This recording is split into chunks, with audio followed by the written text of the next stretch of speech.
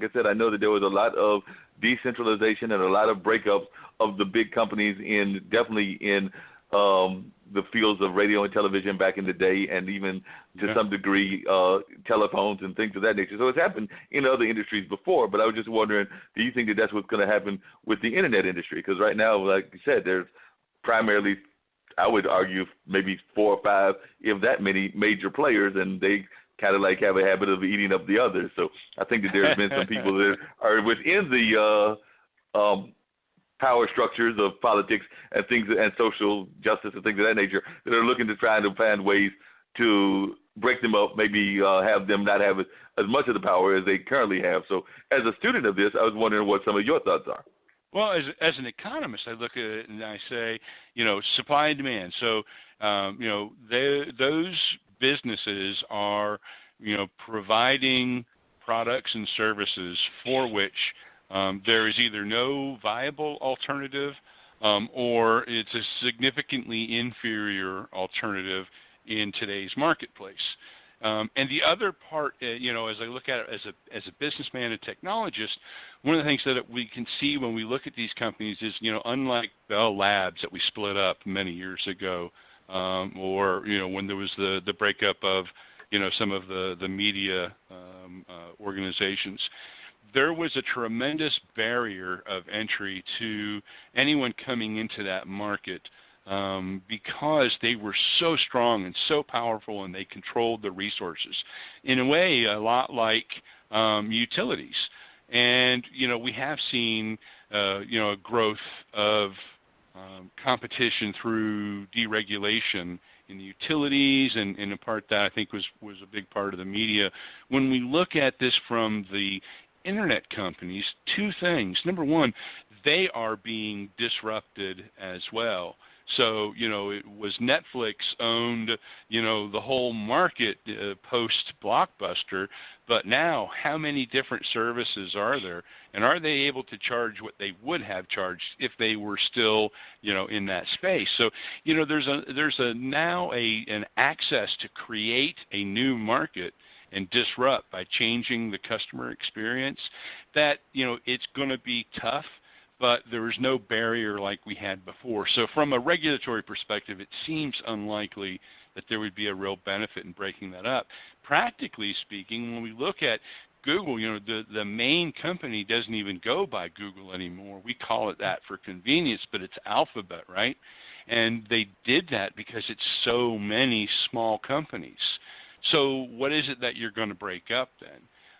And when there are some together, they tend to have either this synergy between them, or it's in an area that nobody else, can or would or has played in. So, when we look at, how can we significantly improve healthcare to folks? Well, until a company like Google came along, there really weren't very many folks that had the capability, and those that had the capability, didn't really have a strong motive to do that. So now that the world has changed, we are seeing those kinds of things come together, and the visibility and relative transparency, just because there is so much exchange of information, that companies can't behave the way they have in the past, that they would not have been proud of to put on the front cover. Now this concept of doing the right thing, of corporate good, of corporate sponsorship, of a much kinder, gentler kind of place, I think that actually works now, and we're seeing that it's not just a fad, it's not just something that we want to do because it feels good, but we're also going to do it because it works well, and it's that authenticity rings through, and that's what resonates with folks. Now, could you explain that tag? Because I've heard artistic people use that tag, too. They're usually using it as a way to talk about some of the provocative artwork that they're putting out.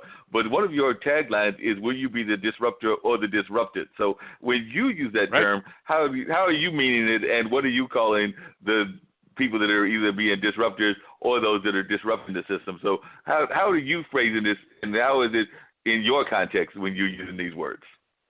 we're seeing this in every single business. So, it may be, for example, that I'll take a real world example. My girlfriend makes she sews caps, surgical caps for doctors and nurses and surgical technicians who are in surgery all day. They have to wear all of the hospital garb, the scrubs and smocks and everything, and there's no way for them to, kind of express themselves. And so she makes these wonderful little hats. They're not little, they're beautiful hats. It's the one thing that doctors and nurses and scrub techs can use to express themselves. And she sells these hats on Etsy, and she sells them to folks all over the world. All of these, medical professionals who, in many, many cases are grossly underpaid.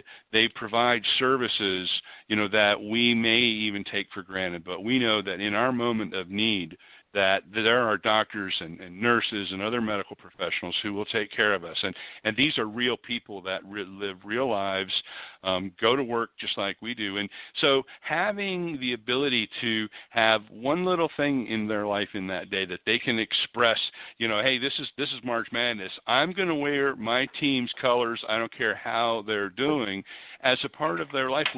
She can now make and sell these, to folks that are in Egypt, to folks that are in Australia, folks that are all over the world. She's even delivered some through diplomatic pouches, into organizations. So, she's an immigrant from Russia who made it on her own, really pulled herself up, and now she has this thriving business where she has this artistic, flow of her. She buys, fabric literally in 1 yard lots, hand cuts, hand sews every one of these hats with love. And, she's competing with companies that have been established in the marketplace for years, and she's going toe-to-toe. And I tell you what, she's doing pretty darn good. I'm really proud of her. And so, that's how we can do this with folks and really have that capability. Yeah, so she's doing a good job, it sounds like, of disrupting things and things of that nature. But just out of curiosity, and I'm going to change the topic just a little bit, you are a U.S. Army veteran. I did see that in your background as well. So how has that played into what you have learned with this whole business that you've got with the digital business and everything? I'm imagining that some of the things you learned in the Army, you're bringing into this whole concept of what you're doing in the business world, because a lot of Army life, I've got cousins that are in the military. A lot of what the same kind of principles that you're teaching to just common folks are principles that you probably had to learn when you were in the military. That's exactly right. And we all are a product of our experiences and what we've done. And, when I was in the Army, I was very fortunate. I had some great assignments. In particular, I learned some lessons as a logistics officer in the 4th Infantry Division. We learned ways to, provide the right kind of service to folks, and being able to use the technology that we had available to us to do our jobs better and smarter. And we have absolutely applied that. Just like in every MBA program, those folks are going to read The Art of War by Sun Tzu, and study other military, minds and tactics and strategies. And we absolutely apply those to our business and in this book. Good. And folks want to get in touch with you to learn more about what you're doing. And I think we have another caller that I did expect at least one or two more to call in and everything. But sure. If folks want to get in touch with you and learn more about what you're doing and the different lessons that you're teaching to the folks in the business world, how's the best way for folks to reach you? The best way is to come to our website, and there's so much there, so many different opportunities. But standingonshoulders.us, we really want to recognize that we stand on the shoulders of many people that have come before us, and we're building on what they have learned and taught us, and it's our turn to do that. So standingonshoulders.us. It's the information about the book, and it also gives you the ability to contact I or my co-author directly. We'll be happy to help any way we can. And who are some of the shoulders that you feel that you have stood on? Because I'm imagining there are some business leaders. You definitely mentioned the Gates, but I imagine there are some other business leaders that you admire and that you feel that you're standing on their shoulders as you continue this very important work that you're doing. Absolutely. This builds on the work of Deming and the work that he did in post-World War II Japan that built and became the lean movement. You know, we've built on the agile movement, the technologists who in 2001, you know, came up with a way that was better to develop and deliver software than the way we were doing it before. We build on the work of Gene Kim, who actually wrote the foreword on the book for us, who is, you know, I look at him as the godfather of the DevOps movement. He wrote the book, The Phoenix Project, which really got, you know, a lot of what's happening in the technology space and in the business space together and really bridged that gap. So, you know, we're standing on their shoulders. Actually, on LinkedIn, I have a picture of the books. You know, Carmen and I both worked for a guy named Tom Pater, who is a published author, the Lean IT Field Guide.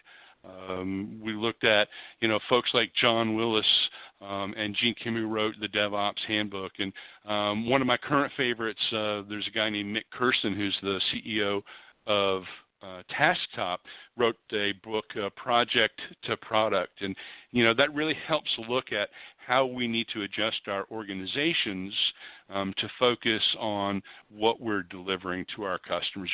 There are so many wonderful shoulders that we're seeing. In fact, we have more than 140 footnotes in the book. So anything that is, you know, you say, hey, that's really interesting, you can either come to our website. We've got additional information on our website, and we're adding more all the time, and through our blog. But all of that comes through our website. And you can also connect on LinkedIn, and we add more content there.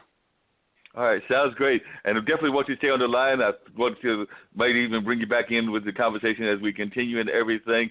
I was also admiring the fact, because my dad was one, and he's still living, but he's not doing that because of back injuries, that you were into that whole scuba diving thing.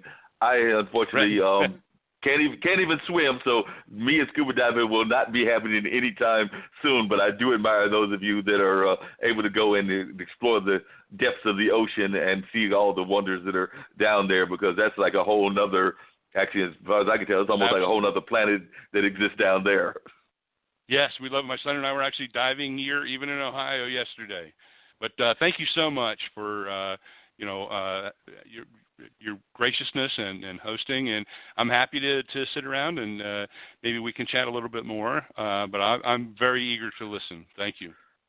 Sounds good. And yes, definitely stick around, and we'll bring in the next guest as well. And one quick other thing, I'm not going to hold it against you that you went to Xavier, because I am a Marquette graduate, and you know that is one of our Big East rivals now. Absolutely. Yep, we fight hard but love each other at the same time. Exactly. Dean, who do we have on the line? We have a call from Mexico coming in just Are you enjoying second. the smoothest conversation in podcasting? Straight Talk with Dean and Mark. Hi, this is DJ Smooth Jazz, syndicated radio host and co-owner of Portfolio Group LLC, your smooth jazz lifestyle and entertainment group with offices in Durham, North Carolina. Portfolio Group LLC specializes in promoting the lifestyle of smooth jazz listeners with the promotion of smooth jazz events and the distribution of African-American-owned wines. For more information, portfoliogroupllc.com, or you can swing by my secondary site, djsmoothjazz.com. Now back to Straight Talk with Dean and Mark. And we're back. And caller, you are on the line. Welcome this evening to Straight Talk with Dean and Mark. Hello, it's Kerra. Can you hear me? Hey, Kerra, I can hear you. How are you doing, Kerra? I'm doing well, thank you. I'm so glad that we were able to get you on the line. Kerra is a writer out of the Mexico area, but she's just doing some amazing work. One of the things that you're doing is, if I remember correctly, you're dealing with a film that is very important to some of the work that Dean does, because Dean works in the correction system, and you're actually trying to find a way that we can even deal with restorative justice. So if you'll tell us a little bit about that project and just about your filmmaking in general. Wow, okay. My project is tentatively called Restorative Detroit, and what we're doing is we're looking at citizen-led efforts to transform the culture and institutions of Detroit through restorative practices. Restorative practices are a series of protocols ranging from questions that you can ask all the way to formal conferences whose aim is to restore relationships, heal harm, and build social capital. So we're starting in Detroit